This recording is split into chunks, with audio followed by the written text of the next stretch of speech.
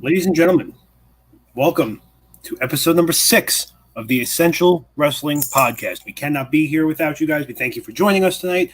We also can't be here without the help from our friends at the Eastern Observer, Blackjack Media Network, everybody involved. Thank you for letting us have some time on your airwaves. Al, we got a lot. The past 7 days and the coming 7 days, there's a lot to talk about. Yeah, and we are right. We are here, episode 6. This is our Return of the Jedi. This is our ultimate challenge. Ty, I believe you have some breaking news again. Yeah, it's breaking news. I believe there was a newspaper headline. That's it. I don't know if you. I think we just responded to the Return of the Jedi here, but I believe. Do we have any action shots? Do we have any? We have a guest this week. We're going to do a quick little 10-second interview with him. He's this fuzzy little guy. He doesn't speak very much English, so we're just going to wave hello. Thank you for your contribution. And yeah, Steve, that was a big assist with the Ewoks in Return of the Jedi. But this is our episode 6, Ty.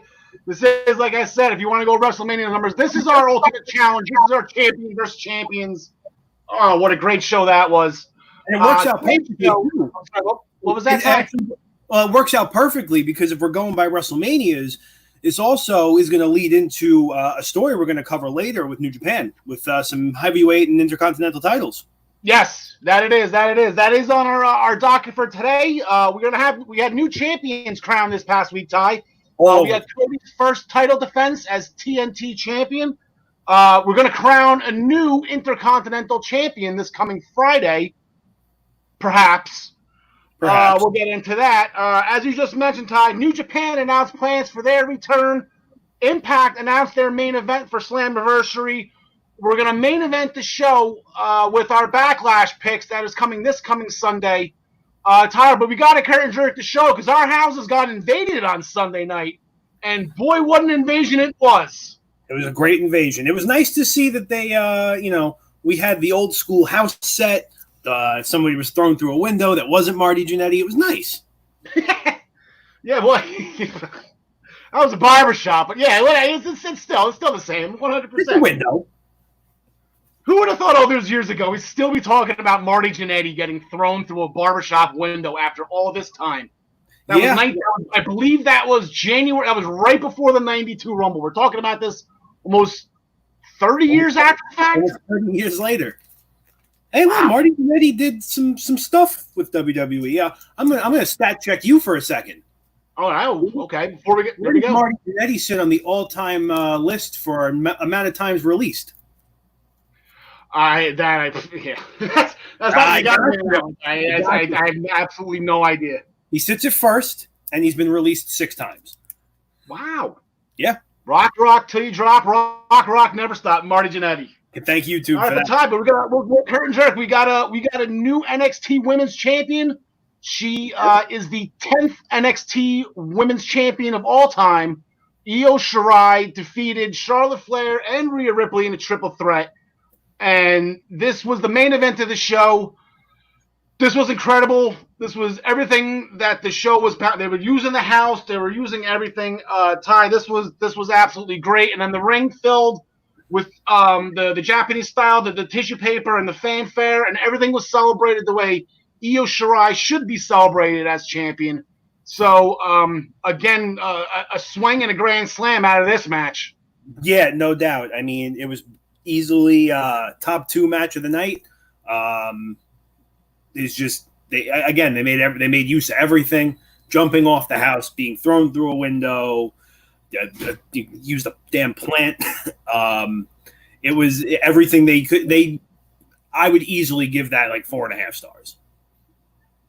Oh yeah, the only thing that was missing from that match was Kenny Omega, Ty. That was it. That's the half star you're missing right now. And a full crowd. Wow. Not their fault. No, but still, I'm almost at the point right now where I'm just so used to it. I don't even realize there's not a crowd there anymore. I got to the point I was watching that match, and Io Shirai jumps off the building, and then she's thrown through the glass through the window, and I'm like, all right, someone's finally going to get launched through this plexiglass, and still I'm let down. Well, Johnny Gargano got thrown through it, if I remember correctly. He I believe so. I wrote that down, tying my notes. I believe Johnny Gargano went through the glass, and I thought of you right away to help buff out those scuffs for the next match.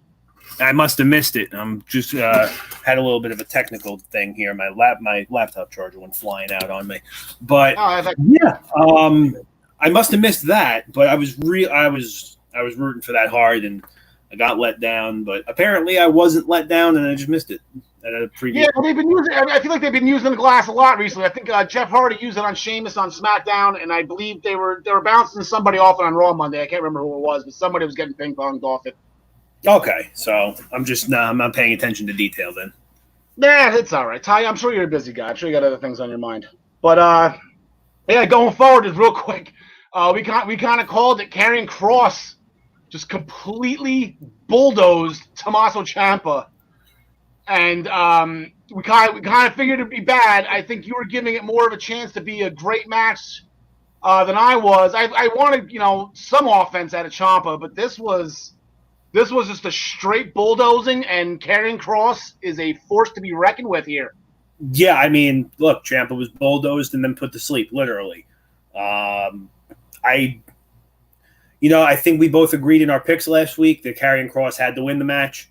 It was kind of just the amount of momentum he came into that match with. It would have been stupid to freeze it right there. I didn't see them having to choke out Tommaso Ciampa, though. I didn't expect that.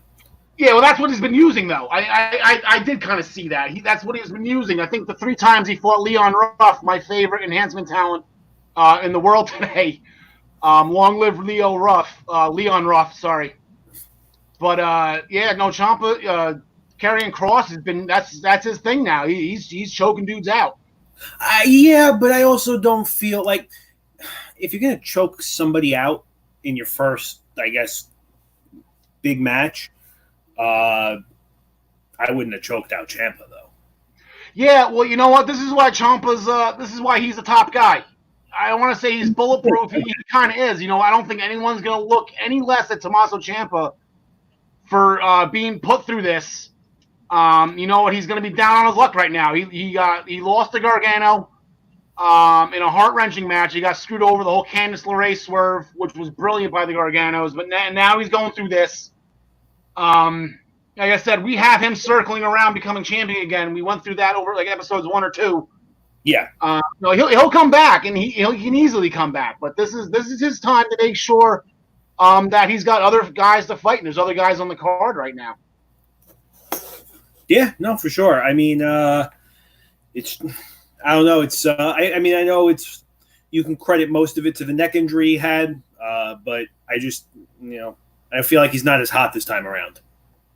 No, he'll get it back. He'll rattle up some wins. Like I said, the way our NXT title picture goes, and we'll just transition right into that with Adam Cole defeating the Velveteen Dream. In a very fun backyard brawl. We still haven't found out who called that Uber, but that was pretty funny. They used everything. That was a fun little set. That was a great match. They were in street clothes. They were in the street fight, hard hitting, and the Panama Sunrise on the pile of chairs for the win. Great win by Adam Cole. Yeah, the setup of the match with the cars kind of surrounding the ring. Kind of reminded me of that backlot brawl that Cena and Eddie Guerrero had back when. Obviously, there was a ring involved for that one, but it was still kind of like, this looks cool. I like it. Match was put together very well. We got 3 missing persons out of it from Dexter Lumis. Not sure where they are, but he's taken over their social medias. That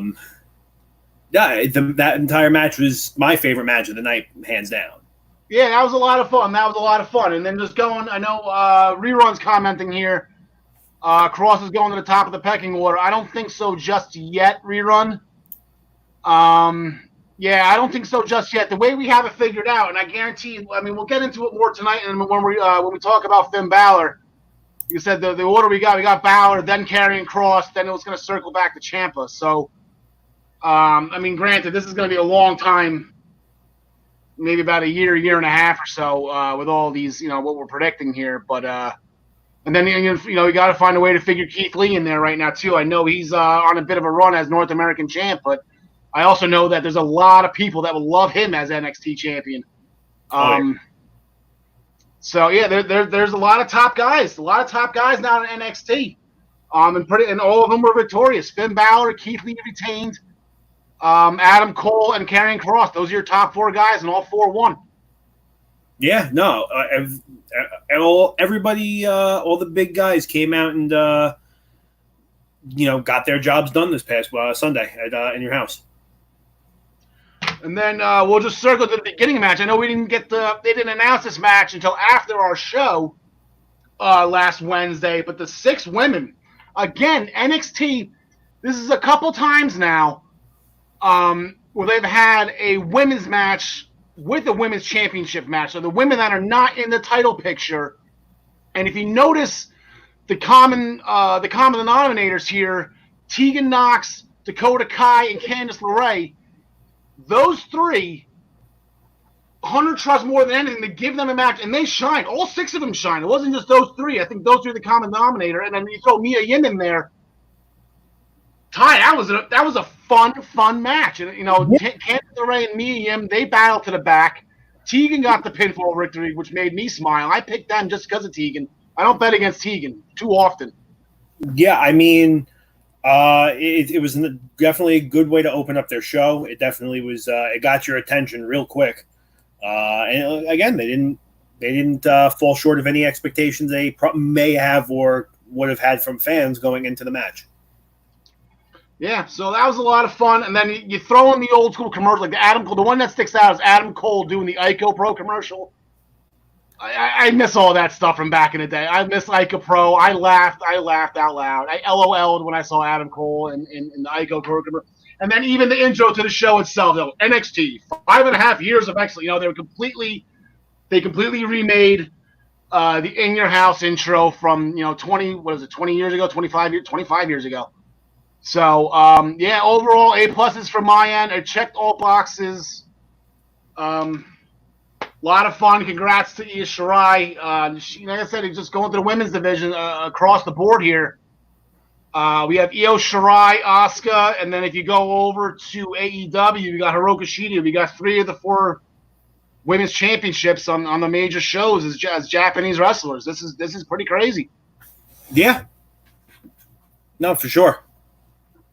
And then if we can just circle back, Ty, then to NXT the weekend before, there was some stuff that went on that did not involve In Your House. El Hijo de Fantasma, your new interim cruiserweight champion. Shout out to John Smith to Rerun. I'm sure he's going to comment on this. He was adamant that Drake Maverick was going to lose that match for when he was on the show, and then last week in the comments, and then the text message I got last Wednesday night after Phantasma won. So shout out to John Smith, a.k.a. Rerun, for that pick. But Ty, you're watching that closely, and we something smells fishy here, Ty. Something's not adding up to me. So those luchas in the masks, they jack Raul Mendoza, they take him, they jack Jacqueline Wild, they take him. They tried a couple occasions to get Phantasma. Phantasma just happens to get away. And then all of a sudden, in the Cruiserweight final, they come out. Drake Maverick trying to do the right thing, which I kind of feel like Phantasma knew he would do, intercepts them. They didn't even make an attempt at Phantasma, and the distraction cost Maverick the match. So I'm thinking that this Phantasma's behind this whole thing, dude. Yeah, it's not impossible. You figure with everything going on with Drake Maverick, being very humble and up until the end of the match, I guess believing he was gone. If he's going to go in his head, if he's going to go out, he's going to make sure it goes out in the right way anyway. So it sets up Phantasma perfectly where, hey, look, the guy's gone. He's going to try to do the right thing on his way out. Let's just make sure. Played him. I feel like Phantasma played him knowing that he would want a clean match and didn't want anything to happen to Phantasma and do the baby face thing. And I think Phantasma played him. He played those emotions. And, if that's the case and he's behind this whole thing, then we got to start giving Phantasma a little bit more credit of being, like a super genius heel here. Yeah, I mean, obviously we'll see how that circles on tonight on NXT. Maybe they dig into it. Maybe they leave it be for a bit. But if you're Phantasma, you're sitting here in the ring with watching Drake Maverick leave, and he gets a new title. It's got to be a little concerned there. Like, oh, all right, this guy's sticking around. He might find out. Yeah. And then I guess probably the most important thing that happened this last Wednesday, Ty. I smiled. I jumped out of my chair. Rizongo is back. And not only are they back, but they won a number one contenders tag team championship match. So they're going to be first in line for Imperium when that day happens. I don't think they announced it for tonight, but hopefully sometime soon. I'm excited. I'm a huge Fandango fan, and I apologize for not saying his name correctly. But him and T Breezy, love them. The astronaut thing was amazing. Like, I was so happy to see them back. Those gyrating hips just make me smile. Yeah, I mean, Fandango, however you'd like to pronounce it, they had a nice thing going when they were up in SmackDown for a little bit. I always enjoyed them. I found them entertaining. It kind of sucked to see them get quote unquote buried or thrown to no man's land. It's nice to see them kind of rebound a little bit. Yeah, they Fandango got hurt, and I think he got hurt again. I think that's where he was recently. I know he came back one time, on NXT to help out Tyler Breeze, and I think he got hurt again. Yeah, he was out with injury for a while. And I remember the big thing. I can't remember who they challenged. I wanted to say they challenged somebody for the SmackDown tag titles, and I was just so set on them winning and having like this purple foofy like border around the title belts. Like, when they ever become champions, Ty, it's gonna be a show. They're gonna do something to the belts, and I think it's gonna be great. Yeah, no, for sure. All right, Ty, what's next on your list here? You got the thing. NXT was great tonight. Well, actually, before let's do the matches real quick. We got two matches signed tonight. In a non-title match, we got Adam Cole and Dexter Lumis. I had no idea. Yeah, I mean, that's going to be. See, I don't know how they're going to go about that, because, again, referring back to what I said before, Dexter Lumis has 3 members of the Undisputed Era hostage somewhere. Adam Cole's obviously probably not too happy about that. It's interesting to see how this is going to be, or how it's going to play out, rather. Are they all going to escape and make their way to the ring during the match? Or is he going to, wheel them out in a lion cage or something and make them watch? That's exactly what I was thinking, a cage. They just bring him out and he'll bait Adam Cole. Yeah, like that would be. Kyle O'Reilly's still filming his movie right now, so he's not an answer. He's not going to help, I don't think, either. So yeah, if he's taking this long to be a part of a movie, I don't want to say Oscar, but quite possibly Oscar. Yeah, either that or the movie's going to be bad. It's going to be so bad to the point where it's going to get an Oscar. Yeah, it's going to get one of those. It's going to get like the Oscar that nobody wants to get. But yeah, no, I mean, like I said, I think it'd be highly entertaining to see them get wheeled in a cage or, something along those lines. But that'll be interesting to see how they play that out tonight. Yeah, it should be fun. And then poor Grimy couldn't help keep celebrating his win over Finn Balor. I was right alongside with him, but now he's got to face Finn again. And I think this is going to be a straight-up match. I think Finn's going to squash him real quick. And then I don't know if now's the time he goes after or mentions Adam Cole. But if you have, one guy saying is the greatest, champ of all time, and then longevity-wise he has been. He's held it long. He has the longest reign in history. And then you got the one guy who probably is in that conversation in Finn Balor with everything that Balor did while he was champ. This is just too easy not to book. You have to do this. And with SummerSlam weekend coming up, you just do it. I think this is the time to pull the trigger on this. I'm going to I don't really have an opinion on this match yet. It depends on how much more, I guess WWE thinks they can milk out of Damian Priest and Finn Balor. I could see Finn Balor dominating the match and then having Damian Priest come and jump him during the match. You do that again? Yeah, I mean, depends on how pissed Damian Priest is, or if really they don't have anything to do for him yet. They might have to milk it out for a little bit longer. Who knows? But if you're not including Damian Priest, I would say it's going to be a pretty quick match or pretty quick squash. Yeah, Balor hears him. I know Balor hears him. So Grimey's got to learn when to keep his mouth shut. Yeah. But that's just not who Kramer Grimes is. That's not who he was when he was in Impact. That's not who he is now. He likes to talk, and he likes to talk about himself and gloat when he wins. So, yeah. All right, Ty. Now, I'm sorry. I apologize. I kind of cut you off earlier because we forgot to pick the matches. What's up next? What's on the docket? What does the magic screen say? We'll let you pick because I have two things right next to each other. No kidding. Would you like to talk AEW, or would you like? Yeah, that's next up on my list. I don't know. So let's go AEW, and then we'll hit New Japan. All right. So what you got for us on AEW, Al? AEW, a very nice show. Both championship matches were excellent. Like I said, Adam Page and Kenny Omega. I had them losing. Like I said, this whole thing with Hangman Page is looming. It's going to happen at some point. But they had a great match. Kip Sabian and Jimmy Havoc for the tag titles to open the show. That was great, and it looks like Page and Omega, they're going to roll into Fyter Fest against the Best Friends. Yeah, I mean, I think we both had the same pick for this last week. I did kind of see it exploding a little bit. I think in the coming weeks going to Fyter Fest, maybe you see the tension build up a little bit, slip up here, maybe a non-title loss here off of a miscommunication, build the tension a little bit, let them break it up at Fyter Fest.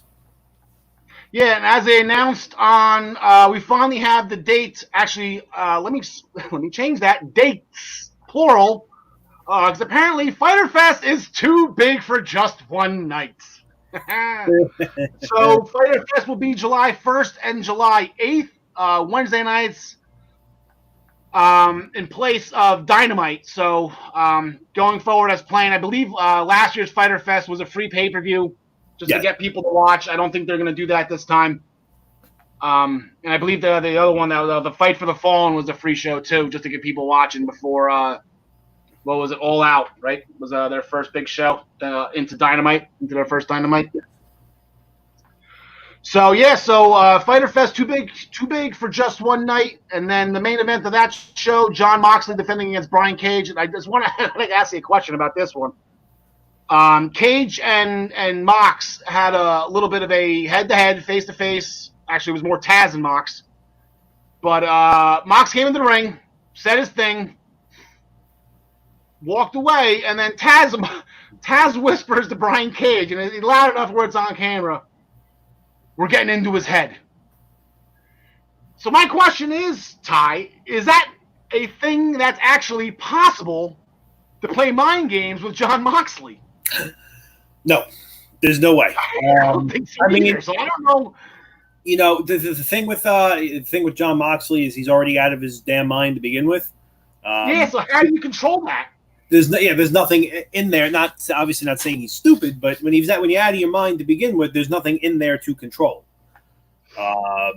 So I mean, I don't know if that's it could be one of those things where maybe he's saying that just to be like give him a little bit of confidence going into the match, or because I don't think this is going to end up being a straight up match. I feel like there's going to be barbed wire and kendo sticks and tables involved in some form. Which obviously does not seem to be Brian Cage's element. So maybe even just small little pep talks to be like, hey, you'll be all right. Yeah, he used those ladders pretty well in that ladder match. And then if I do remember him in Lucha Underground, I think he got pretty violent in there. I didn't really see him a lot in Impact, but I remember the little bit I saw of him in Lucha Underground, he had that power glove. So. I mean, Yeah, all right, maybe I shouldn't have worded it like that. It really is kind of out of the guy's element, though. I mean, if you took it, Yeah, no, Mox, no, it would favor Mox if this was a. yeah. So I mean, yeah, because I mean, like you take Brian Cage and John Moxley and you put them in a street fight, you're probably going to pick John Moxley 9 times out of 10, 10 times out of 10. So it's like I said, it could be just pep talks to keep Brian Cage going, or keep his head in the game. Don't let him get psyched out. Yeah, and it is possible. Every once in a while now, you let John Moxley, have a straight up wrestling match. That is possible. So you had Brody Lee. That was what? That was no holds barred. What was the stipulation at the last show? Double or nothing. I think it was just a regular no DQ. Yeah, and then he had almost did it. He had Hager in that empty arena brawl thing. So I mean, it is okay to let John Moxley have a straight up wrestling match. He does know how to do that. Back in WWE. Yeah, no, back in WWE and Dean Ambrose, he had very good matches. He had a great match with AJ Styles for the title. He had I'm pretty sure he went at it with Cena once. That was a great match. He can wrestle. Yeah. He need to rely on chairs and kendo sticks and sharp objects. And then Cody's first title defense against Jungle Boy Jack Perry, as JR likes to call him. Again, another clinic by Jungle Boy, another clinic with Cody. This was the main event of the show, and it was everything that it was supposed to be. That was great. I know people through the social media rumblings are giving Cody a hard time because I guess in AEW you're allowed to wear a mask. But who am I? I'm not going to tell him not to. Yeah, I mean, sometimes it's warranted, I guess. Yeah. So, but that was just a great match overall. Again, Jungle Boy in a losing effort comes out looking 10 times better than how he went in. I know he'll probably go back to the tag scene at some point with Luchasaurus, or rumors and rumblings of trios championships in AEW. That would be fun for Jurassic Express. I'd say it. That's how rumors start. Yes, and we do have to correct ourselves. Actually, okay, I want to take this time to make 2 retracts from last week. One, reading the articles we were discussing when we were picking Adam Cole and Velveteen Dream, talking about Adam Cole's contract expiring. Adam Cole then came out saying he signed a 3-year contract extension a few months back. So although we were correct saying he's not going anywhere, and Hunter was going to throw a ton of money at him, and he didn't give the number, but so that was already happening. That's what happens when you read internet articles, people. And then the second thing we need to retrack, if I can find it. Did I do a screenshot? Probably took a screenshot. When we were talking about the most Final Fours in Royal Rumble history, I was incorrect. So actually, I got myself wrong on this one. And I went on to ProWrestlingPick'em.com in the resource section to look this up just to confirm. I was right that Kane had 6 and Roman Reigns had 6. But if you look at the top, can we get this? Randy Orton's on top with 7. So Randy Orton's Final Four last year gives him the all-time record. So that's where that list is at. Steve Austin, Triple H, Shawn Michaels, Batista, they round out the top 10. But I do apologize for giving false information on that one. So I think we can forgive you. But if there's one thing we're going to take away from it, we're not going to listen to the internet anymore. No, you can't read anything. I just scroll past it. You see articles, you read it, and Vince is pissed at this guy. Vince is upset with Roman Reigns. Okay, sure he is. Exactly. There you go. See, you know what? I like it. I absolutely love it. I'll keep it saved for you. Yeah, please do, and feel free. I said, all right. So, let's try this out, Ty. So, I'm hearing that they might be starting AEW Trios Championships, and that'd be good for. There it is. Yep. We got it. Joe Sanders forgives me, so that's good. Joe, thank you very much for watching, buddy. Appreciate it and love you. So, and then the two other things with AEW that we'll just go over real quick. Britt Breaker's training video was absolutely amazing. Tying the weights behind the wheelchair. That was awesome. Tony Schiavone cheering her on. Everything. She's just making herself look better and better without even getting into the ring. So she's doing great. And she's halfway decent in the ring too. She's no slouch. She's one of the best ones they got there. And then Chris Jericho once again calls out Mike Tyson. He wants the baddest man on the planet, and he gets Orange Cassidy instead. So I thought that was really funny. No, that was good. He put his hand in his pocket. That was really good. So anything Orange Cassidy does is pretty much anything he touches turns to orange. I would say gold, but that's not his thing. That's not, there's a guy in that company that likes gold more than Orange Cassidy. That might upset somebody. Yeah, and Lance Archer, he did a video. He's pissed. He's going to turn himself around. So going into tonight, Mark Queen from Private Party will be Cody's challenger for the TNT Championship. Ty, you see a title change here? No, not yet. I don't either. Yeah, to me, it's still too early. Again, they're going to get so much. They're going to be able to get so many good matches out of these open challenges.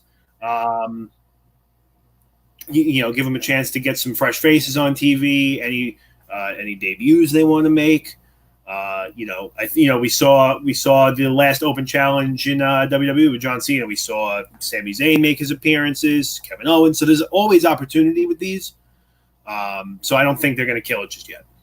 Yeah, and we also got Del Rio back. That backfired. Yeah, but real quick. We got Del Rio back with the guy who was feuding with what was his name?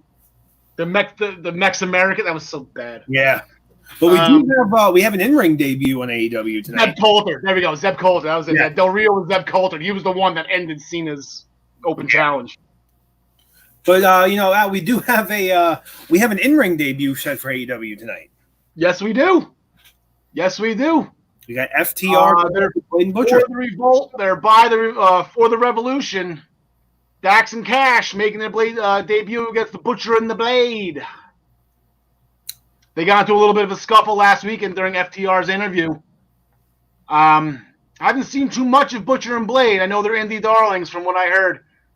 I'm looking for this. This should be good, and this will be a nice test. I'm sure they'll give FTR the win off the bat. I don't think they're going to make these guys jump ship and make them, put an L on their resume right off the bat. But I'm kind of looking. I want to see what Butcher and Blade can do against them. I'm intrigued with this match. Yeah, I could. I'm going to have to go FTR on this one. Obviously, it's a debut. Everybody knows who they are. Unless they give it some kind of weird twist at the end, like a screw over or somebody interferes or something along those lines. I just don't see them losing. But yeah, they can get a solid 15-minute tag match out of this and let all four of the guys just go to town. Yeah, and plus, I feel like they're setting up FTR and the Bucks for Fyter Fest, so that'll be very good. So I think you got to give FTR some wins and some stars, right? They need stars to fight the Young Bucks, right? They do. We got Colt Cabana and Sammy Guevara. I think it's going to be the same as last week. It's going to be, Sammy. His match, Jericho. It wasn't Jericho. Who did he fight last week? Who? Colt Cabana? Oh yeah, it was Jericho. He gave Jericho a little bit more of a run for money than I was planning on. He got especially for a guy who's not even in the title picture right now. That was definitely nice to see him get a couple of one-ups on Jericho. Yeah, so I think we'll have a decent match with Sammy. I think it's going to be the same thing as last week. Sammy will get the win. Sammy will probably have to get off his scooter. Did you see when he was going around in a circle when Jericho won? And then before that, he sang his music. Sammy Guevara, he's turning into a national treasure. Oh yeah, that's great. So and then he'll get the win, and then Colt Cabana again. It'll just be approached by the Dark Order. Brody Lee actually approached him last week, so let's see where that turns. We got the best friends in Orange Cassidy. They're going to fight members of the Inner Circle in Santana Ortiz and Jake Hager. Make sure I say that correctly so I don't get sued. There you go. There you go. You the people. You the person, Ty. You the person. Me the person. You the person. I kind of feel I guess again the best friends with the tag title match coming up. I think they need the momentum. They get the win. Other than that, I mean, I would say if they didn't have a tag title match, I would just go Inner Circle. But this will be good. This will be hard hitting. And then you got the deceptive speed of Orange Cassidy. This is going to be really good. Whew, excuse me. I do think, yeah. I mean, there's no reason for the best friends to lose this match. If they lose, it'll probably be from outside nonsense from the rest of the Inner Circle. Maybe another. Yeah, well, Jericho's that commentary. Jericho's going to be on commentary this week or tonight. Yeah, and Sammy already have a match. Maybe Sammy will be be out there, depending if he's not, if he doesn't get injured again and have to be on the scooter. Yeah, hit him with the scooter, exactly. And then just signed, I believe it was, I don't know if it was yesterday or this morning. Hikaru Shida and Chris Statlander are tagging up yet again, and they're going to fight Nyla Rose and Penelope Ford. Super bad, Penelope Ford. So I'm going to go with the champ on this one. It can go either way. I'm not going to bet against Shida right now. I mean, Penelope Ford, Nyla Rose is a beast and all, but I feel like Penelope Ford, I don't think I've ever seen her win. It's not. Call a spade here. No, you're right. So let's shift gears a little bit because I know you definitely have some thoughts, comments, concerns. Let's jump to the big news from New Japan this week. New Japan is back starting next week, Ty. Starting next week. So they came out with an announcement on Monday. So I don't know if it was Monday there and early Tuesday morning here. I don't know. I know the time difference is a little crazy. I think we have to get up at 3 a.m. to watch Wrestle Kingdom. Yeah. But they're putting together the New Japan Cup. I know that's a big tournament that they have in a year where the winner gets a title shot. So they came out with the dates and times and the brackets of everything. And as Tyler, you put it right on the screen right there. They're going to start at June 15th with just a little, I would say like an opening ceremonies type of a night where they're going to have a together special card together. I believe just in celebration of getting everything back together. They're going to announce the matches as they happen. They didn't announce anything. From what I saw, the referees are actually the ring announcer. Are just going to announce the matches and they'll go take place. And then the New Japan Cup starts on June 16th. They're going to go about 2 weeks. As you can see on the screen right now, the semifinals of this will take on July 11th, and then the finals of the New Japan Cup will take place on July 12th. And hold on, let me see if I got that right.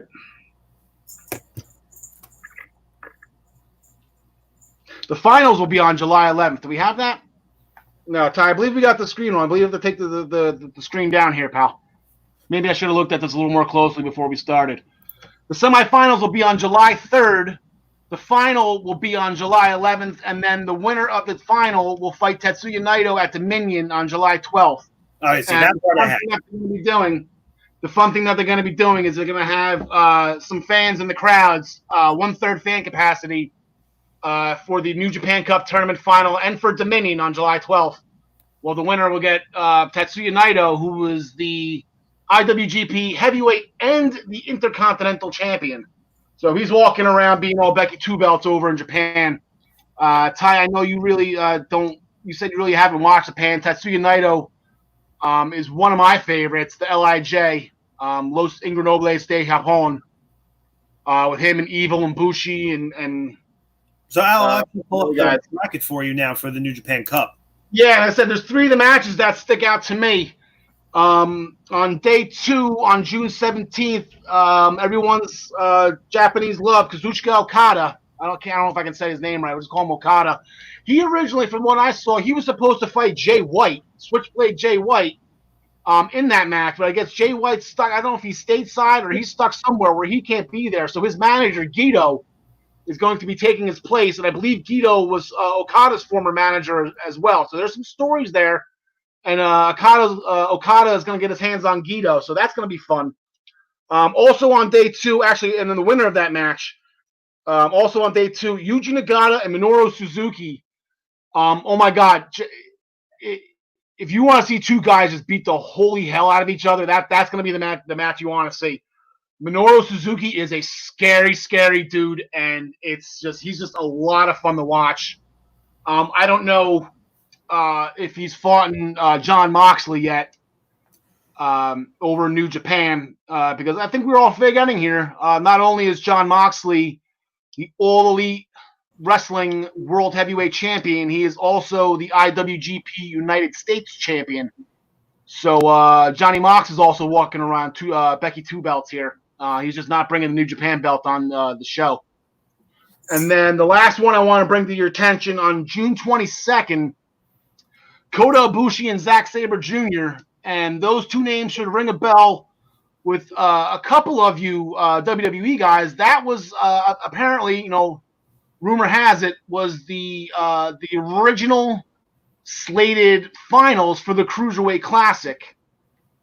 They both made it to the semifinals. They both lost respectively to Grand Metalik and TJ Perkins, and that was your final that TJ Perkins won. But Kota Ibushi and Zack Sabre Jr. Go on the network, find their matches on the Cruiserweight Classic.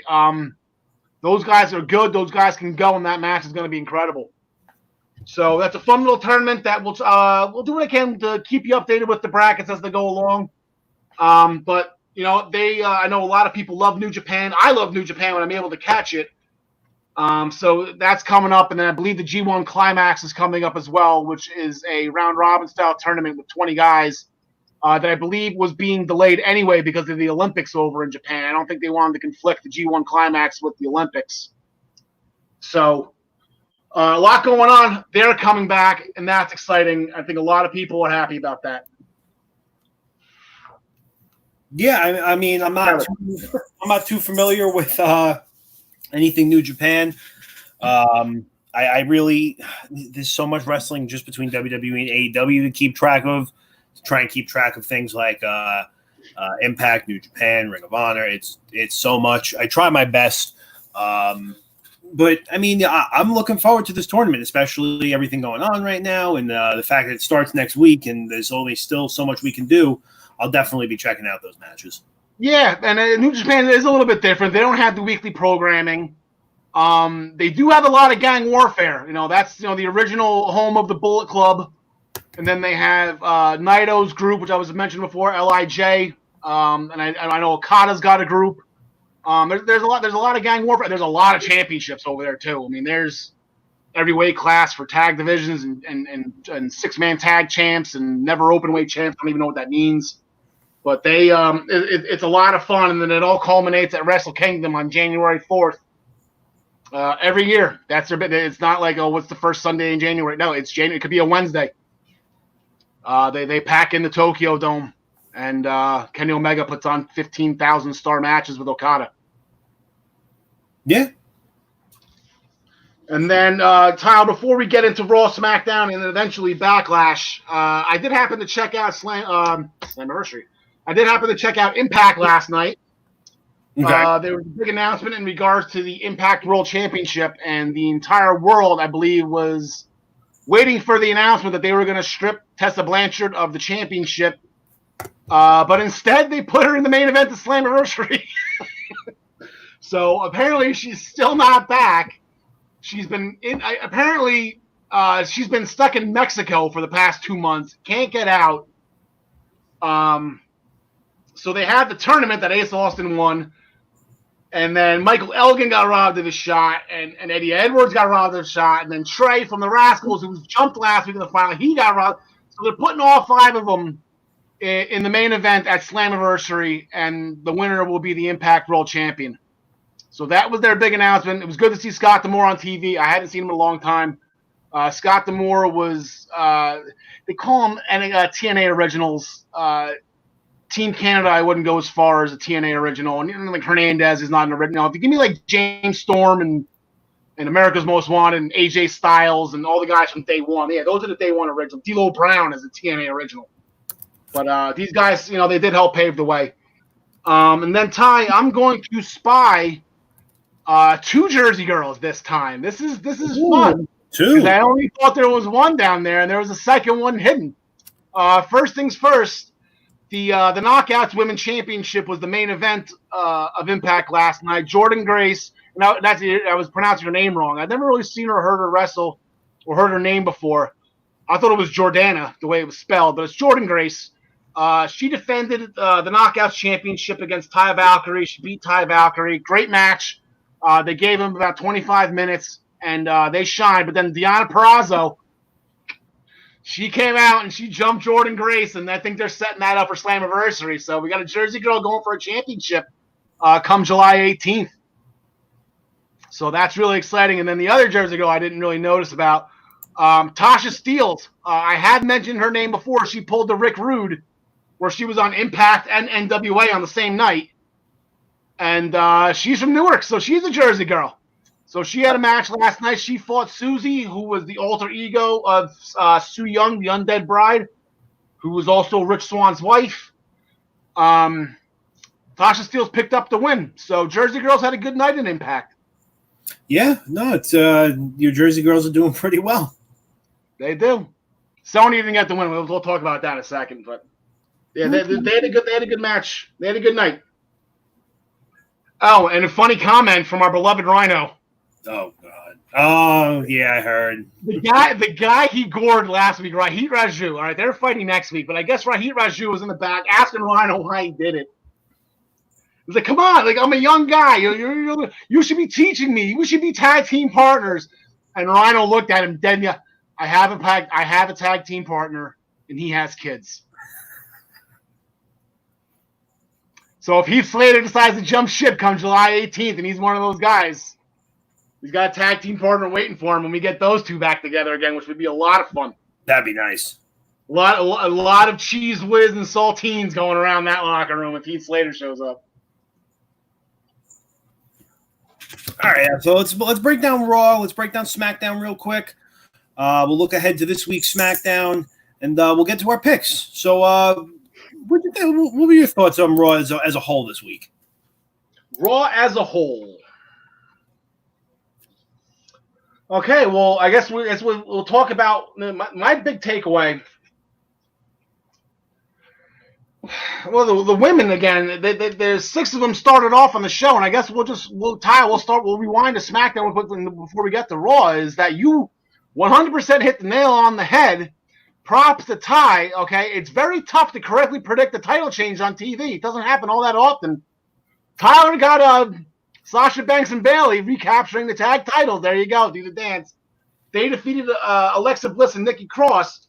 So this gives Bayley and Sasha Banks the leeway to go to Raw, and that was the first thing you saw when he turned on. Asuka came down expecting a match with Charlotte Flair, and then here come our tag champs, which are allowed to be there now, without crossing over any type of boundary, whatever. Not using their 4 chances a year. I think they did away with that real quick. I haven't heard anything about that since Charlotte did it. Well, yeah, because Charlotte's been on every show for the last month and a half. So that was fun. That's what kind of caught my view. I think Sasha and Bayley. I think Bayley's getting quite obnoxious, and I think it's working. I like how that went. The decathlon stuck out to me. That was a lot of fun. Especially with the music that was selected during the dance competition with Montez Ford. Yeah. Ivar picked Fandango's old music. Montez Ford took Sexy Boy Shawn Michaels music. That was a lot of fun. That one was funny.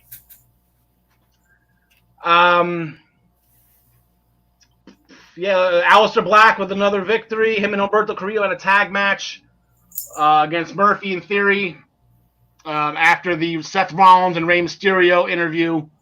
Rey looks pissed, Ty. Yeah, I mean, it's only a matter of time before Rey Mysterio comes back to beat the holy hell out of Seth Rollins. I wouldn't rule it out this Sunday. It's a pay-per-view.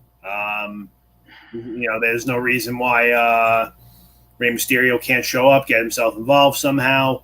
The problem is, though, Seth Rollins doesn't have a match. So no, neither does Austin Theory they have no reason to be there right now. So the only thing I could think of is, Seth Rollins maybe doing some kind of a backstage thing, like an interview or whatever weird thing the writers will come up with, and have Rey Mysterio just fly at him out of nowhere. He's medically cleared. I mean, that's kind of the reason why he's sitting at home washing his tights right now. Is it's not medically cleared. He's waiting for Dominic to be ready to fight for him. Maybe Dominic does it. Yeah, maybe. Maybe Dominic does it at the show. That'd be kind of fun to see. No, yeah, it wouldn't surprise me at all. Everything else on Raw kind of translates into Backlash, so we'll hold off on that for a sec. Ty, the big question I had for you for SmackDown this past week is Braun Strowman has flipped another vehicle. How many does this make? I have 3. I'm hearing different, though. I personally believe it's 4. So the one I know for a fact, I don't. Oh, you know what? I could be wrong. At the Coliseum a couple of years ago, I don't remember. I walk past the loading dock all the time. I just think, Roman Reigns got thrown off that ledge. That's what I was going to say. I don't remember if that was the night where Roman Reigns was thrown off the edge or if he flipped the ambulance. I don't remember. It was the same night. It was the same night. It was the same night. This guy's an animal. Yeah. Right. Roman hated Roman Reigns. So I was right either way. Yeah. There was the semi, which I think is one of the more recent ones. There was the vehicle this past week. Oh, maybe it is 3. Off the top of my head, it's 3. I didn't look it up. I'm just going off memory here. I mean, that's my memory's slipping lately from what I've been told. So that Lacey Evans and Sonya Deville again with another hard-hitting knockdown, drag-out affair. Mandy Rose caused a distraction, so my Jersey girl didn't get the win. Lacey Evans hit her with the women's right after the Mandy Rose distraction. But damn, Ty, these two were going at it.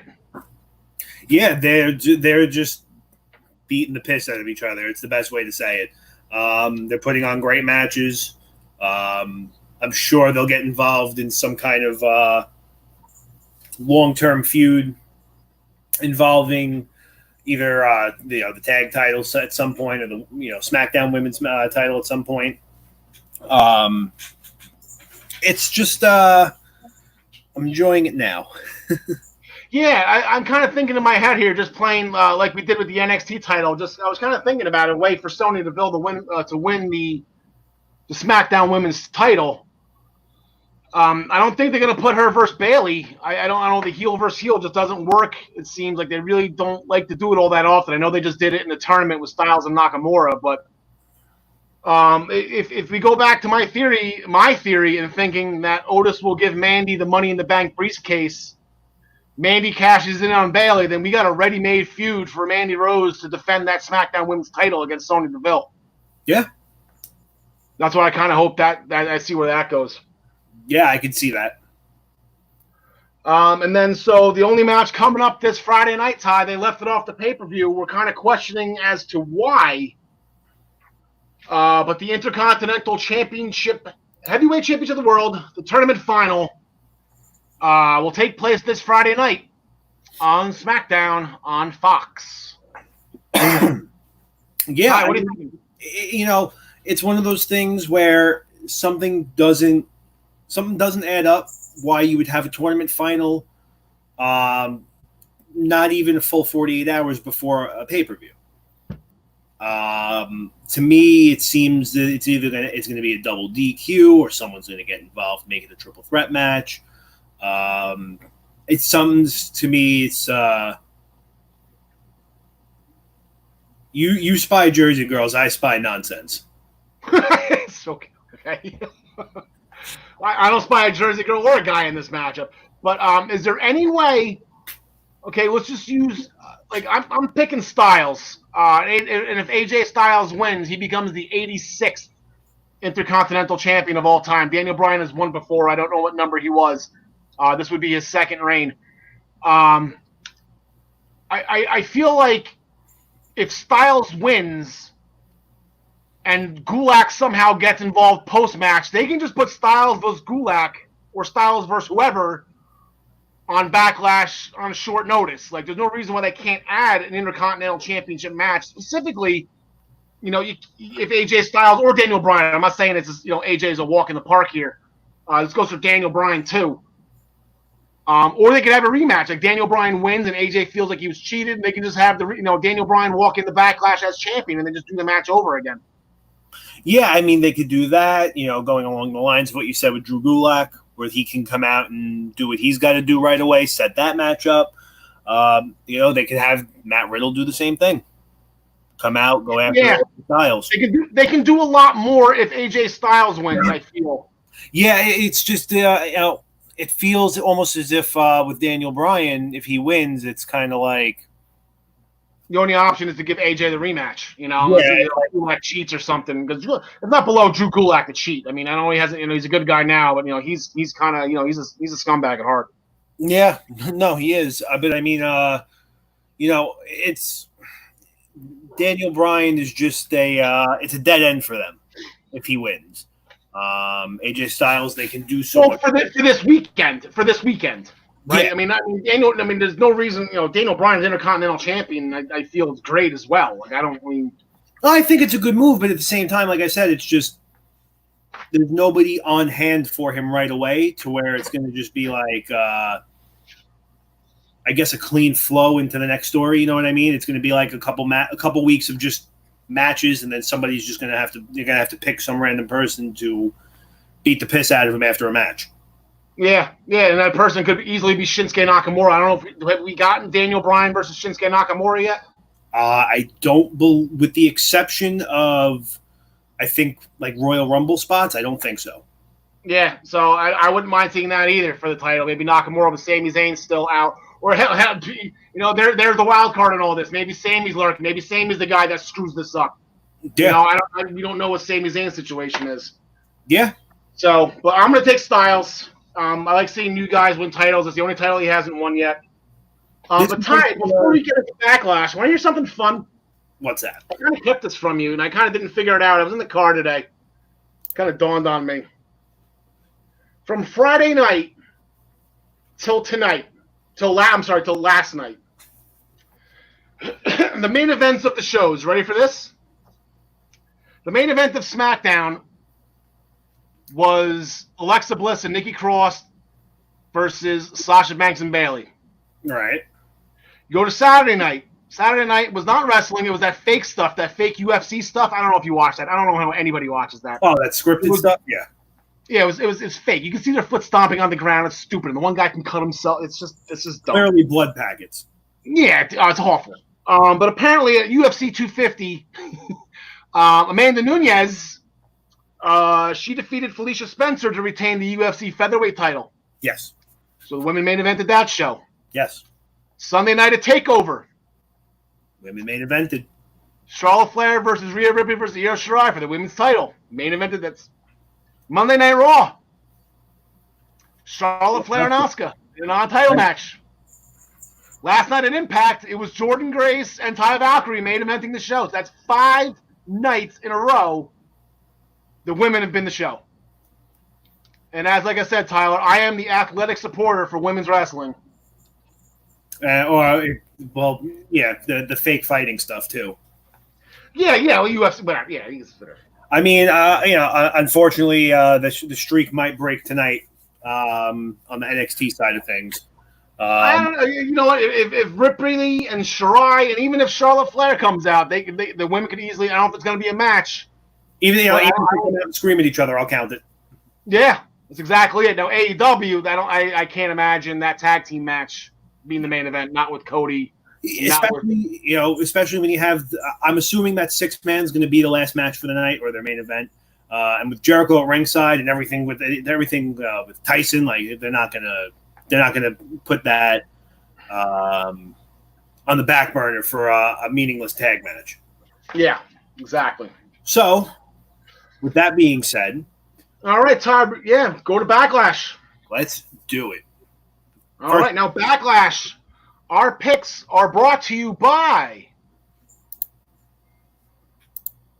There it is. Woo, there it is. ProWrestlingPick'em.com. Play against your friends. Play against the universe. Ding. And you can join us in the Essential Wrestling Podcast pool, where Tyler, I believe I have finally surpassed you. It took about 2 shows. You took off. You got a nice lead. 5 minutes. I got funny. You had a nice lead after Money in the Bank. I finally caught up to you, but there is a guy in our pool that surpassed all of us. His name is like Kathlon. I don't know how to pronounce his name. But we did get a lot more people joining in for NXT. We hope everybody plays again in Backlash. Definitely chime in with your comments, who you're picking, who you're doing here and there. So, Ty, what's the first match up? What's the first match up here that we have to pick from? So the first thing we're going to look at on Backlash, Jeff Hardy, Sheamus. Pretty simple. Everything going on right now. Obviously, Jeff Hardy was, in his eyes, falsely accused of a DUI, or hit and run, rather, that led to a DUI arrest. Here's the thing that is a little perplexing, Ty. At the beginning of SmackDown this past week, Jeff made it known that when he was in custody, I don't know if it was in the hospital, the police. I don't know if he went to the hospital or if he went right to the police station or whatever. But somebody told him that there was a guy with red hair and red beard that did it. Sheamus came out and confronted him on that, but Sheamus never admitted it. So, was this Sheamus still? I mean, I know Sheamus hates him, and that's why they're doing the match anyway. But like, this was not confirmed that Sheamus did this. So, one of the first things I think you got to remember is, obviously, if you do something that you're not supposed to do, you're not going to admit to it. Pretty fair, I think. But I get what you're saying. It's interesting. It almost seems as if Sheamus was kind of potentially thrown to the wolves here to take the fall for something that he probably had no idea about. Yeah, and this. I mean, I think they got to go a little bit further with this. I mean, if there was a police investigation that Jeff Hardy got taken into cut, somebody's got to get accused for this. Are there detectives on the job here? Like, this is where's the guy in the chair, the guy with all the cameras, right? Where's CM Punk? Yeah. Where's CM Punk doing all this to point this out? I'm sorry, where's Eva Marie to point all this out? I'm sorry, I picked Eva Marie to do this. Where's Eva Marie? Couldn't tell you. I mean, she seems to be another one who's AWOL. I was on one of those Facebook pages I was on. The question of the post was, name one thing that you would do if you were in charge of WWE, if you took control of it. And the first, I just put rehire Eva Marie, and I got so much crap for that. Like, people just hate her. She's so good. Again, it's the real reactions of adults that she pisses off. It's the same thing with Brock Lesnar. You gotta appreciate it. Like, they're too smart to fall for wrestling gimmicks. But meanwhile, you mentioned Brock Lesnar or Eva Marie, and everyone just loses their bleep. I mean, it's it shows you that the product's working, though. That if people can still get people riled up. As far as picks go, though, I'm gonna take Sheamus. Yeah, I was thinking Sheamus on this one either. Jeff got the pin in the tournament. Yep. I think maybe he's going to be a little over-emotional in this match. He tends to make mistakes when he's a little over-emotional, like going for that swanton one too many times and, missing and then getting up and getting kicked in the face. So I feel like Jeff's going to go into this over-emotional, and I think Sheamus will get the W on this. Yeah, I mean, I see him being a little over-emotional, but I see it helping him in his match. But I see whoever the real culprit is coming out and costing him the match. I like that. I hope it's Baron Corbin. Yeah, I know. You were saying that during the weekend. Yeah, maybe yes and no. Baron Corbin, if he did it, was to take out Elias. Like, he just used Jeff Hardy as a guinea pig here. This was all to take out Elias. So now Corbin's got to worry about got to worry about this heavyset guy stealing his crown. Yeah. Yeah. I mean, it's just it can go any which way. Uh, All right, what do we got next? so next up, we would be looking at on a show with quite a few title matches. I'm pretty sure 5 of the 7 are title matches. The Women's Tag Team Championship triple threat match featuring the Iconics, your girls, Bayley and Sasha Banks, and Alexa Bliss and Nikki Cross. Oh, wait, hold on, wait. You got to go. You go to your left. I'll go to my left. No, I got to go to my right. There we go. We'll figure it out eventually. Yeah. Stay with the tag belts. We got to plan this out. Baby steps. Yeah, exactly. Still episode 6, Ty. We're still learning here. Good time. I don't like betting against the Iconics because the last time I did that, they won the championships at WrestleMania. But I think that if they're going to be using Bayley and Sasha Banks on both shows, I think that's what's needed right now. So Yeah, I will stay with the champs on this one. I'd rather than have the Iconics go to both shows. I know Alexa Bliss and Nikki Cross did it for a little bit. I don't want to say it didn't work because it did. I mean, it was nice to see Alexa twice a week, but I think Bayley and Sasha they will do a better job at it right now. Than for sure. It's one of those things where although Charlotte's kind of bouncing all over the place, it almost seems like her focus is still going to be in NXT with Io Shirai and Rhea Ripley. So there's not much there for Charlotte to do as far as bouncing around. But Bayley and Sasha both kind of have a little bit of beef with everybody on every roster. Yeah, nobody likes them. Yeah, that's fine. That's good heels. I would love to go Iconics. The thing is, and it goes back to my comments about Cody. It's too soon into a run. I don't think 9 days. Would really justify taking the titles off of them. I see Bayley and Sasha when they drop the titles. I see it starting their fallout. Yeah, I think this would be the wedge. Sasha would probably lose the belt, and then Bayley would snap. Yeah, we've got to think he turns Sasha back face again. I think she's going to be the one that's. Yeah, I think Sasha's the one who's got to go. They just turned them both too. It's been less than I don't know.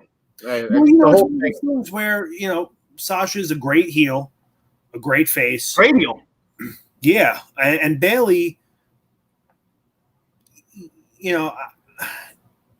I don't think many people expected her heel run to be as successful as it is.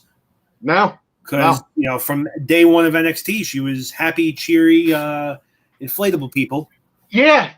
My whole thing, what I thought, and I always had this thing, what I always wanted to see with Bayley, when she did do a heel turn, I wanted to go full goth. Like a complete 180 of this bubbly. Get Candice LeRae, get all these happy-go-lucky bubbly people, like Tegan Knox and Dakota, like all these happy-go-lucky bubbly people, and just make them straight goth. That would have been funny as hell. No, that would have been hilarious. I mean, she already she has she's got the Karen going pretty well. That would definitely that would have just been interesting to see how that all would have played out. But it's also, would all 4 of them together have worked? Yeah, no. So who knows? But the next match honestly kind of scares me a little bit, just because what is that? Everything that happened in the last few weeks. It's Nia Jax going after Asuka's new Raw Women's Championship. Okay. The match kind of terrifies me because Nia Jax is basically out to murder. Yeah, I know, right? Yeah, it's just if you're upset and you're worried about this, let me put this at ease. SummerSlam's eventually coming up, and I think if you're going to, and I'm gonna say this name, and I know it's gonna upset everybody. So apparently she's just upsetting everybody. We've mentioned her 5 times already on this show. But if Asuka can't beat Charlotte Flair, wouldn't that be the next, and Asuka owns Nia, so Asuka can just beat Nia, whatever, and just done with that, and then just build up a 2-month feud heading into SummerSlam, where the whole thing is that Asuka can't beat Charlotte Flair. I mean, I know we've seen this story before. I believe Becky did it with Asuka. Yes. Right? Becky. I don't think Becky's still beating Asuka, right? No, she beat at the Rumble. Yes. Right? Didn't Becky finally get the win on that? Win back? But it's not the first time they've tried to do the "you've never beaten me" thing. They just did it last year with Batista and Triple H. Yeah, and so it's been done before, but we're at the point right now, Charlotte's saying it, making it public, and then she did it again in the main event Monday night. So I think we're going towards Asuka and Charlotte Flair, and we're going towards an Asuka victory at SummerSlam. So in turn, I can't imagine them giving the belt to Nia for a month just to give it back to Asuka so she can fight Charlotte at SummerSlam. It's not, or maybe do they do a triple threat at SummerSlam? I don't know. I don't know. But I feel like Asuka, again, she's been the empty arena MVP between her and Montez Ford. They've been co-MVPs.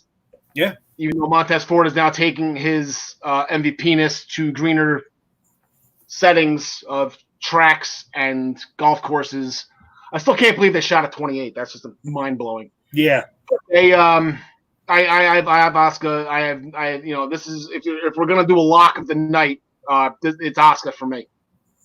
Yeah, I mean it's hard to bet against Asuka.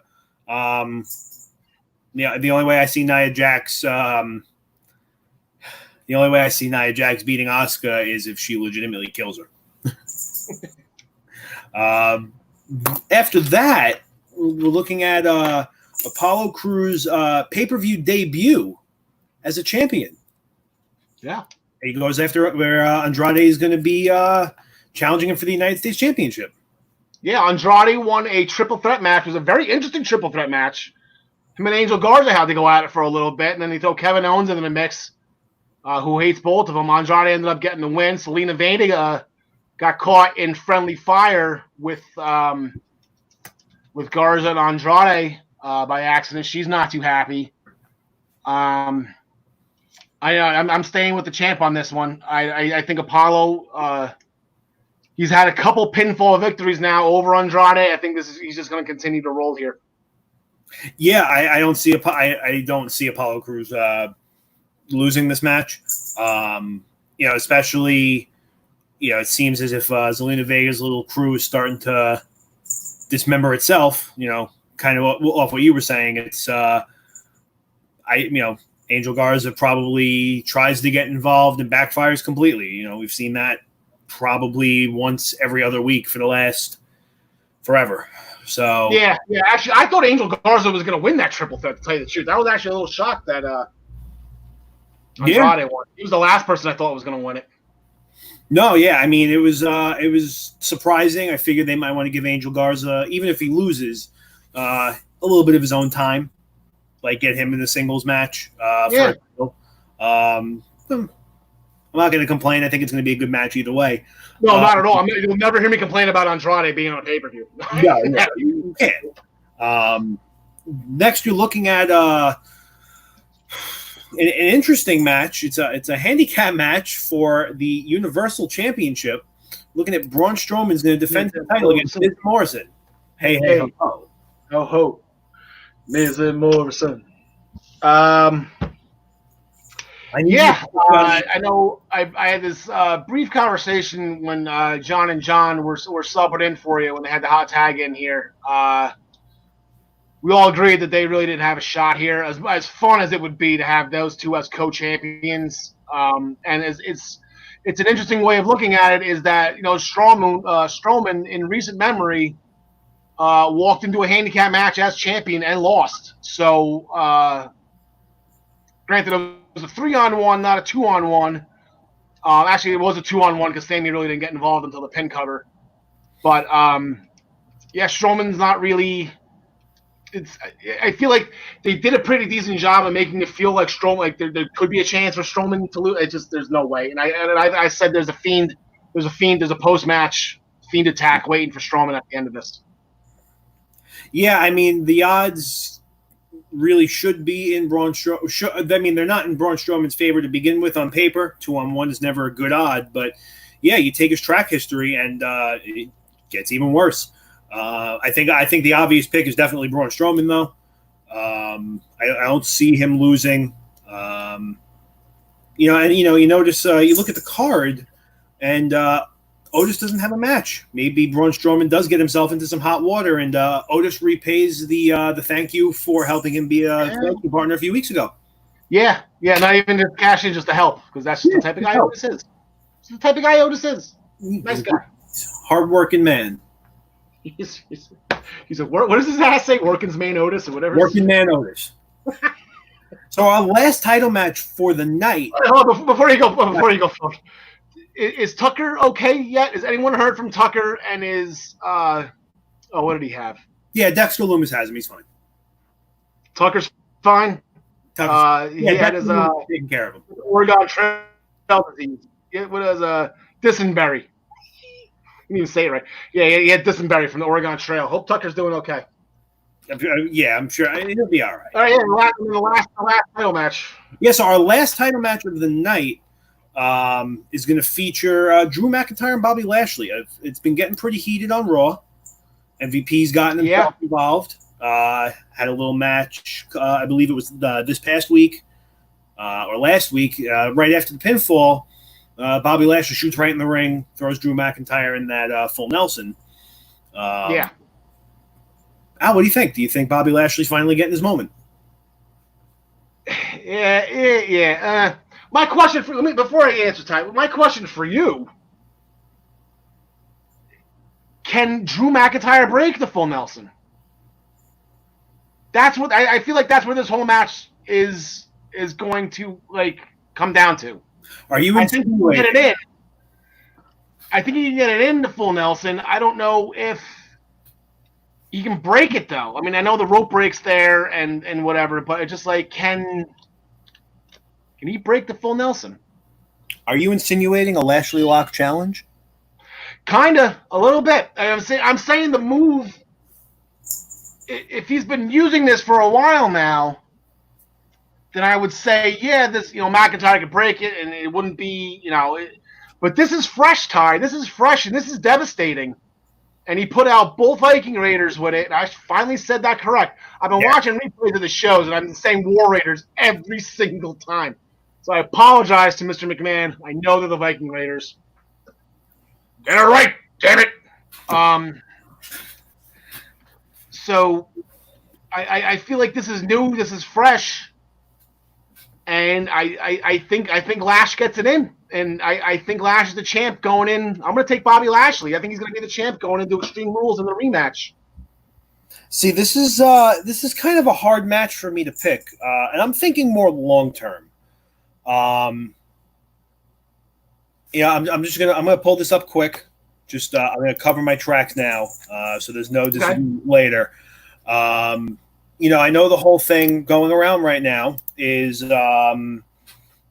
potentially building to Brock Lesnar and Bobby Lashley at SummerSlam. I didn't hear that. It's been around for a little bit this week. Everyone's been wanting to see that for years now. I mean, the fact that people want to see Brock Lesnar, I want to see it too. I mean, I want to see it 100%. When Lashley came out that Raw after Mania, I'm like, ooh, I want to see him fight Brock Lesnar. Even in Impact, Bobby, because they're both, the MMA and whatever, Yeah, so I mean, I'm going based off of just this, that if they are really building towards this, I don't know if having somebody. I don't know if Drew McIntyre breaking out of the full Nelson when it's Bobby Lashley's real first test with it in a match. It's not like Chris Masters was he was throwing Eugene in a master lock every week. It's Drew McIntyre. It's a big dude. I feel like if Drew McIntyre breaks the full Nelson, I feel like it kills kind of anything that they put in place going towards that match. Exactly. So it's like I want to pick McIntyre because I think he's going to be around a while. But at the same time, it's how do you not give it to Bobby Lashley over the build you've given him in the last few weeks? Yeah. This story's been more about Bobby Lashley than it has been about Drew McIntyre. Yeah, I'm gonna. And the reason, I'm 50-50 on this. I mean, there's no reason, like I said, when they have a champ, He won the Rumble, won the main event of WrestleMania, beat Brock Lesnar.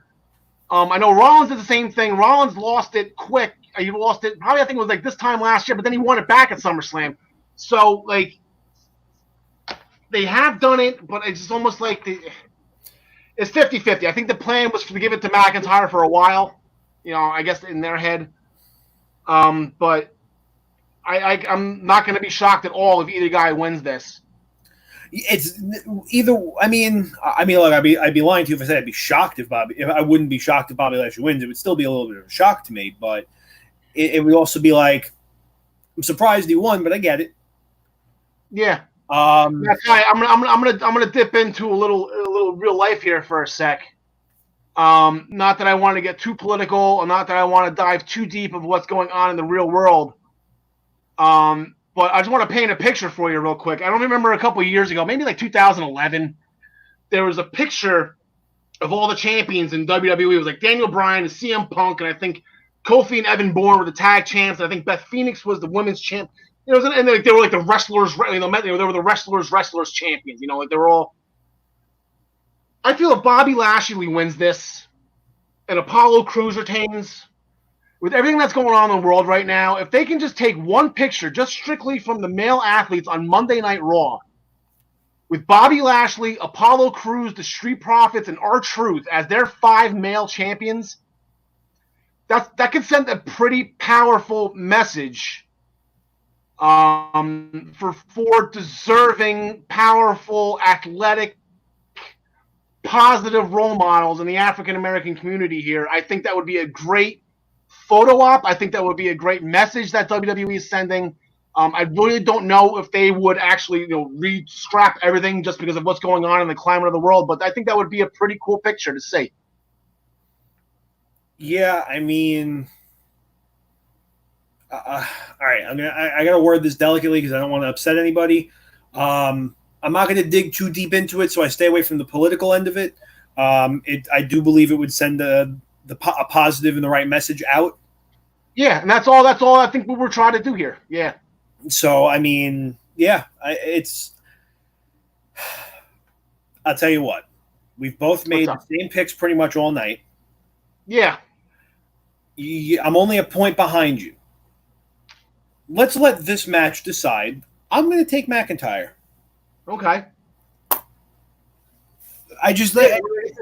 The original plan was always for McIntyre since the Rumble to have him go through Mania. Maybe face Lesnar again. Maybe Lesnar wants another shot. I would love to see a triple threat with Lesnar, McIntyre, and Lashley. I think that would be incredible. Yeah, I think that would be an extremely quick match, but yeah, it'd be great. That would be probably one of the most. I'd probably be more excited for that match than any match I've been in probably about 3 years. I was really excited for the 6-woman tag from In Your House. I got excited when they booked that.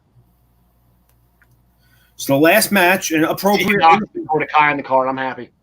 Yeah, no, that's true. We saved this match for last. You can't bill a match as the greatest wrestling match ever and not have it be your main event. So you kind of get the feeling that this is how they're going to close the show, right? Yeah. So I mean,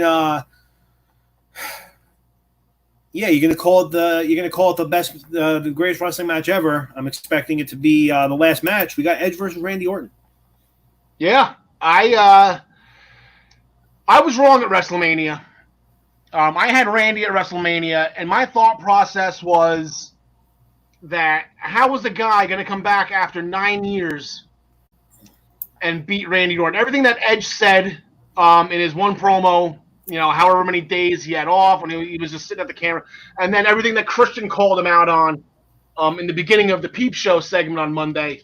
That was everything I was trying to say and why I picked Randy Orton to win at WrestleMania. But then, stupid me, I wasn't even thinking about the hardcore rules and the concerto turnaround at the end. And that all made sense, and I'm happy Edge won, and I was happy I was wrong. But I'm just going to use every single train of thought that I put into that match at WrestleMania. I'm going to put it into this one. There is absolutely zero reason for Edge to win this. This has Randy Orton written all over it. Yeah, I mean, it's it can go either way, I think.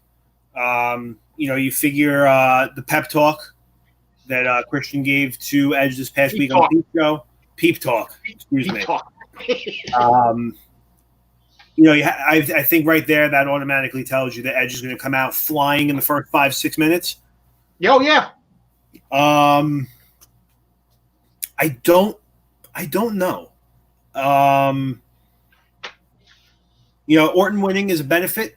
It gives you this. It sets you up for the I'll use the boxing terms here, the quote unquote rubber match for round 3 at a later point, Edge Orton 3. Yeah, you can probably do that at SummerSlam to finish it. Yeah, and Edge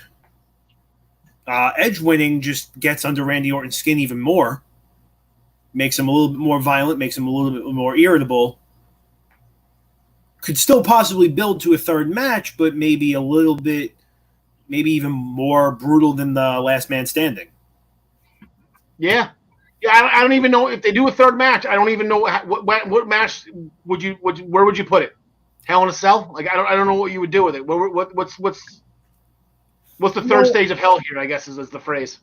Well, the way I see it is so far you've had 3 this will be the second pay-per-view since WrestleMania. Okay.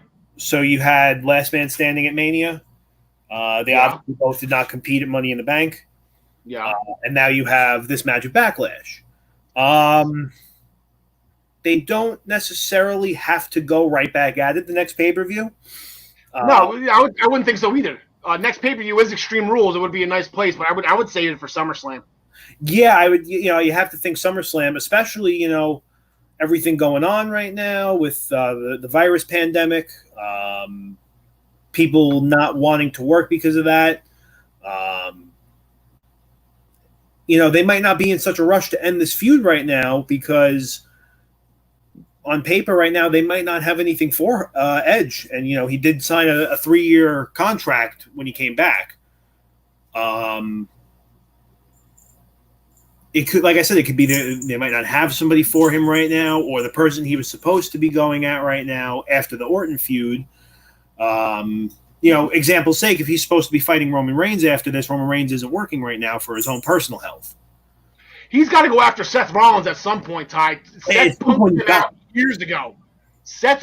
out years ago. And I was saying if Edge ever came back or whatever, when I heard the rumors and I read all the things, he's got to make a beeline for Seth Rollins for what he did after the Survivor Series in 2014, where he made him look like a complete B on national television, and I'm sure Edge hasn't forgot that. I think that would be next for him. Well, that could be another thing they set up.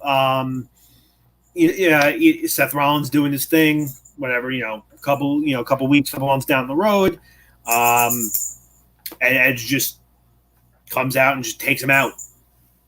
Yeah, 100%. And Concertos do the same thing. The problem is Edge might need a little backup for that. Like I said, you're fighting a 3-on-1 here. Well, hold on a minute. That's actually a good point. And he's friends with Mysterio too. He's friends with Mysterio, former tag champion with Rey Mysterio. Yep. You could tie that in right there. Especially if you want to jump right into it, I think that's a good way to do it. But like I said, there's no need to rush this whole thing. Edge and Orton are still putting out a great program.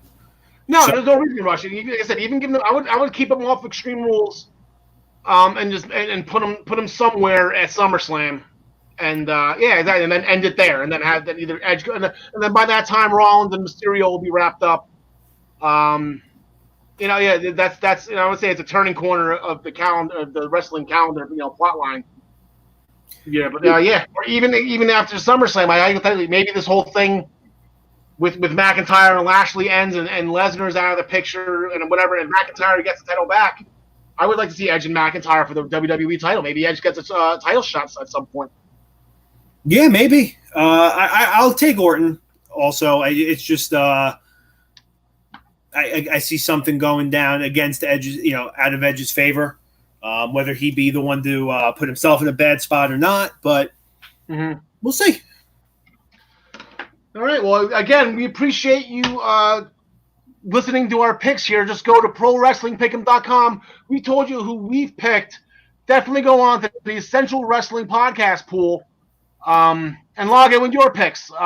We have the there we go. You have up until about 5 minutes before the show starts to make your picks for these matches. I'm sure more matches will be announced on SmackDown. Hopefully, maybe one more. Like I said, we're kind of hoping for an Intercontinental Championship match with whoever the champion may be coming out of Friday night. So, Ty, I believe we have some promotional stuff to get to, right? We have to promote some things. Yes, I do. I have an email from Vince McJoey. Let's see, read generic. Oh, okay, all right, I got this. No big deal. Let me just pull it up for him. But Al, while I wait for this to come up, do you have any other thoughts, questions, comments, or concerns on the pay-per-views? I don't know. Just thinking off the top of my head, I'm looking at John Smith's comment, and he's calling maybe like an Iron Man match between Edge and Orton at SummerSlam. Maybe 30 minutes. Let's just hope that there is no crowd at that point still, because the last time we had an Iron Man match with a crowd, it got really bad and people were really upset by it. So I was actually thinking about that with the empty arenas, that now would be a good time for an Iron Man match at some point with nobody counting down from 10 every minute. Yeah. We had Dolph Ziggler and somebody else. Ziggler and Rollins, right? Had the 30-minute Iron Man match that got ruined by the Pittsburgh crowd. Yeah. Leave it up to the Pittsburgh crowd. And then John's also calling the MVP interference, and Drew passes out to the full Nelson. So even John's going with Bobby Lashley on this one.